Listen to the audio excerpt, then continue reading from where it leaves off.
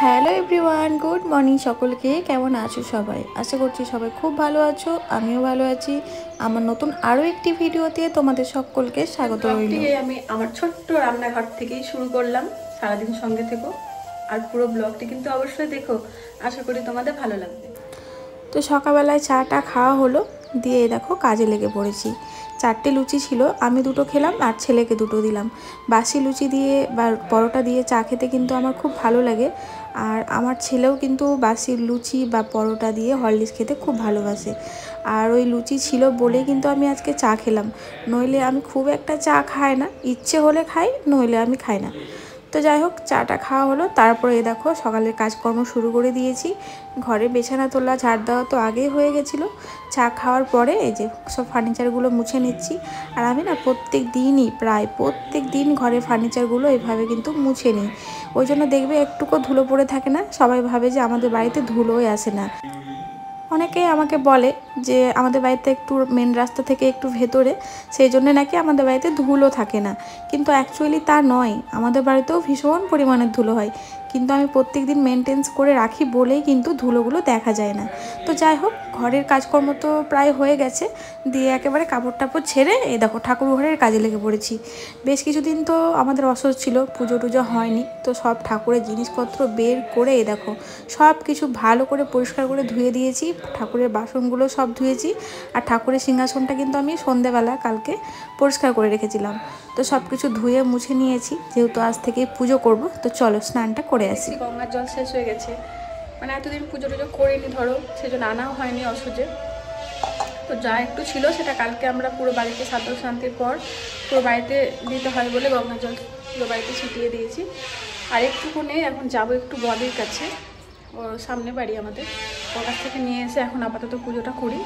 তারপরে না হয় আজকে পুজো করার পর নইলে কালকে নিয়ে আসবো, দেখি ওর কাছে পাই কিনা।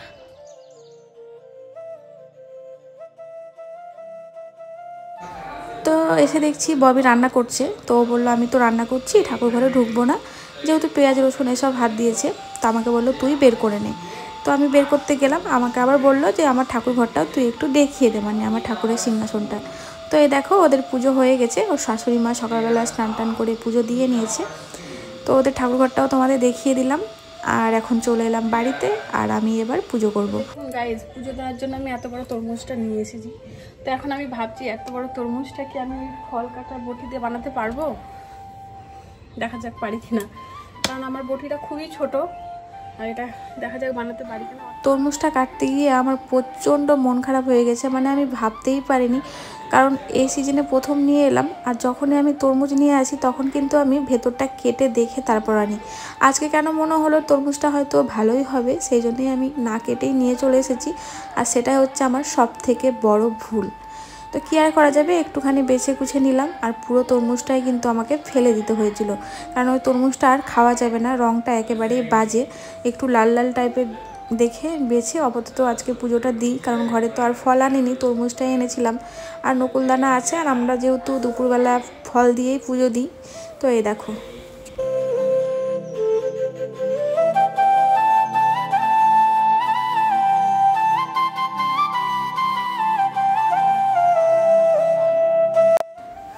তো যেটা বলছিলাম, দুপুরবেলা আমরা ফল দিয়ে পুজো দিই, আর সন্ধেবেলা হয়তো নকুলদানা প্যাড়া এসব দিয়ে পুজো দিই। তো যাকে কী আর করা যাবে, মানুষ ভুল করলেই শিক্ষা পায়, আর আমিও শিক্ষা পেয়ে গেছি, আমি আর কোনো দিনও গোটা তরমুজ না কেটে দেখে আনবো না। তো যাই হোক, মনটা খারাপই হয়ে গেছে, তরমুজটা পুরোটাই ফেলে দিলাম। তারপরে দেখো যে জিনিসপত্র সব ধুয়ে রেখেছিলাম বাইরে, শুকিয়েও গেছে, তো ওইগুলো এখন ভাবছি গুছিয়ে আগে রেখে দিই, কারণ রান্নার কাজে ঢুকে যাব, এগুলো তখন আর হাত দিতে পারবো না, যেহেতু পুজোর জিনিস সবসময় তো আর হাত দেওয়া যায় না স্নান না করে।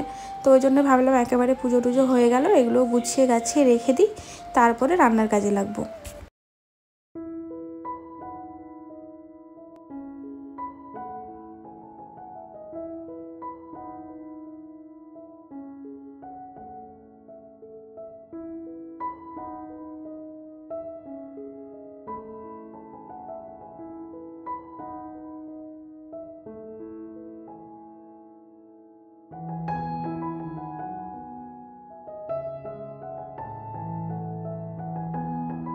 তোমাদের তো বললাম রান্না করব, তো এই দেখো আর রান্না করিনি আজকে।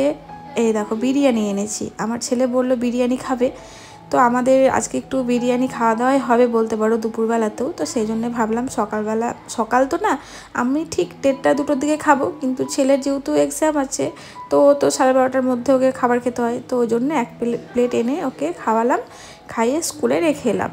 তো তারপরে দেখো আমাদের বাড়িতে একে একে সব বান্ধবীগণ আসছে।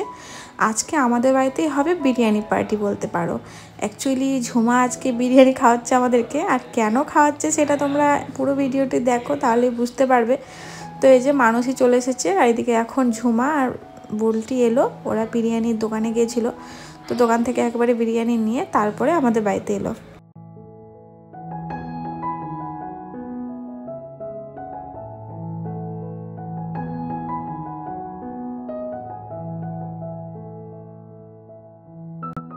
তো ঝুমাকে বলেছিলাম কটা পাতা নিয়ে আসিস, তো এদিকে আবার ও পাতা আনতে ভুলে গেছে। আর আমার বাড়িতেও দেখছি পাতা শেষ হয়ে গেছে। এমনিতে আমার বাড়িতে পাতা প্রায় সময় আনাই থাকে, তো দেখছি ঘরে পাতাও নেই, তো কী আর করা যাবে, ঘরে থেকে প্লেটগুলো বের করে দিলাম। তো এই দেখো বুলটি আবার প্লেটগুলো ধুয়ে নিয়েছে, আর এখন এই যে আমাদের জন্য বিরিয়ানি সার্ভ করবে। তো অনেকের প্রশ্ন থাকে মনে যে আমরা এই যে 4 জনে একসাথে ঘোরাঘুরি করি, খাওয়া দাওয়া করি, তো টাকাগুলো কে দেয়? অ্যাকচুয়ালি টাকাগুলো আমরা সবাই মিলেই দিই, একা কেউই দেয় না। কখনো আমি দিই, কখনো ঝুমা দেয়, কখনো বুলটি দেয়, কখনো মানুষই দেয়। তো এইভাবেই কিন্তু আমরা খাওয়া দাওয়াগুলো করি। তো আজকে তোমাদেরকে জানিয়েই দিলাম যে কে টাকাগুলো দেয়। তবে হ্যাঁ, আজকের বিরিয়ানি পার্টিটা কিন্তু আমাদের ম্যাডামই দিচ্ছে, মানে ঝুমা দিচ্ছে। তো চলো ওর মুখ থেকেই শুনে নাও ও বিরিয়ানিটা কেন খাওয়াচ্ছে। আমাদেরকে বিরিয়ানি খাওয়াচ্ছিস? লক্ষ্মীর ভান্ডারে টাকা পেয়েছি, সেই আনন্দে তোদেরকে বিরিয়ানি খাওয়াচ্ছি। কত টাকা পেয়েছিস? 17,000। আমি তো ভেবেছিলাম 17 লাখ টাকা। এই দেখুন গাইস, আমাদের বান্ধবী লক্ষ্মীর ভান্ডারে টাকা পেয়েছে 17,000। সেই উপলক্ষে এরকম বান্ধবী কি কেউ পায় বলো তো? কপাল করে পায় যে লক্ষ্মীর ভান্ডারে টাকা পেয়েছে, সেই আনন্দতে বান্ধবীদেরকে বিরিয়ানি খাওয়ায়। কিন্তু সবাই তো 500-1000 টাকা করে পায়, ধর 500 টাকা না তো 1000, তুই তো 17,000 পেয়েছিস, তো কেন খাওয়াবি না? তাহলে হ্যাঁ 1000 টাকা পেলে খাওয়াতি না, যেমন বুলটি খাওয়াইনি 1000 টাকা পেয়ে, তুই পেয়েছিস অনেক বলে খাওয়াচ্ছিস। তো বুঝতেই পারলে কেন খাওয়াচ্ছে। অ্যাকচুয়ালি অনেক দিন হয়ে গেল, মানে জবে থেকে ও ফর্ম ফিল আপ করেছে একবারও টাকা তোলেনি, সব টাকা জমে জমে ওর এখন 17,000 টাকা হয়ে গেছে। আর ওর এদিকে ব্যাঙ্ক অ্যাকাউন্টটাও বন্ধ হয়ে গেছিলো, তো সেই জন্য টাকাটাও তুলতে পারছিল না। ব্যাংকে অনেক দিন গেছে, প্রায় 10-12 দিন গিয়ে ঘোরাঘুরি করেছে। তখন আমাদেরকে বলেছিল যে যদি আমি টাকাটা তুলতে পারি তাহলে তোদেরকে একদিন বিরিয়ানি খাওয়াবো। আর কত টাকা যে ঢুকবে সেটা ওরও ধারণা ছিল না। তো যাই হোক টাকাটা তুলতে পেরেছে, আর জানো তো 17,000 টাকা কিন্তু পেয়েছে। এরকম বান্ধবী জানা মাঝে সাথে কন্যাশ্রী, রূপশ্রী, ভান্ডার, রূপশ্রী, যুবশ্রী সব পায়, তাহলে আর সাথে সাথে এরকম বিরিয়ানির পায়। আমাদের এই ডালিংটা খুবই ভালো, মানে ঝুমা ডালিং এত ভালো যে আমাদেরকে বিরিয়ানি খাওয়াচ্ছে। রেস্টুরেন্টে খাওয়াতে নিয়ে যায়, রেস্টুরেন্টে, হ্যাঁ মাঝে মাঝে বাড়িতে নিয়ে গিয়ে খাওয়ায়। হ্যাঁ, আবার অরিজিৎ সিং এর ওখানে একদিন খাইয়েছে, সেটা গাইস আমরা তুলতে ভুলে গেছি। এবার নেক্সট টাইম যখন খাওয়া হবে তোমার জন্য এই একটা নিয়েছি, কালকে দেখেছে না জানিয়ে ভিডিও, তোরা আমার জন্য নিয়েছিস এটা?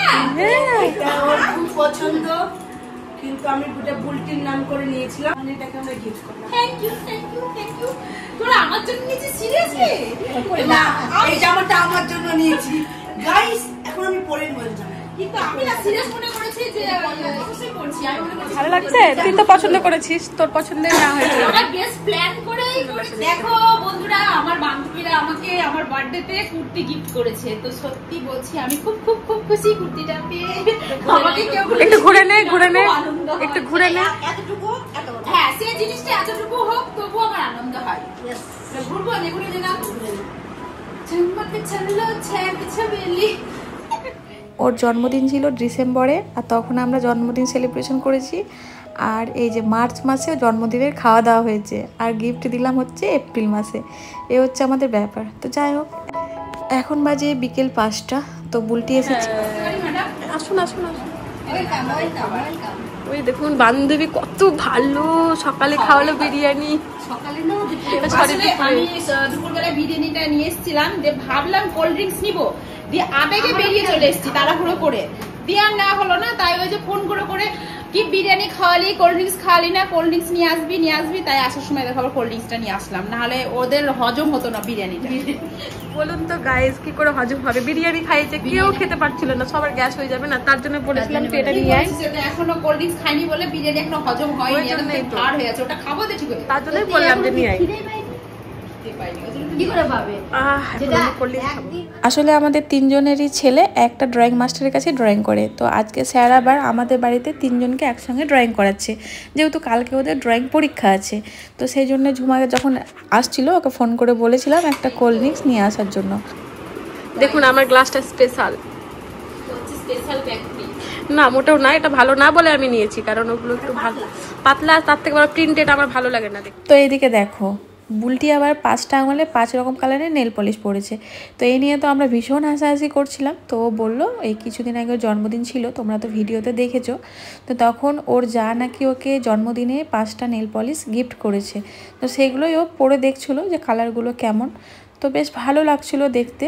তো যাই হোক ওরা চলে গেছে বাড়িতে, আর এই যে আমি আবার বসিয়েছি আমার ছেলেকে ড্রয়িং করাতে, কারণ কালকে ওর এক্সাম আছে ড্রয়িং, তো বারবার প্র্যাকটিস না করলে তো ভুলে যাবে, তো সেই জন্যই বসিয়েছি। তো চলো আজকে ভিডিওটি তাহলে এই পর্যন্তই রাখি, দেখা হবে নেক্সট আরও একটি ভিডিওতে। সবাই খুব ভালো থেকো, সুস্থ থেকো, টাটা অ্যান্ড গুড নাইট।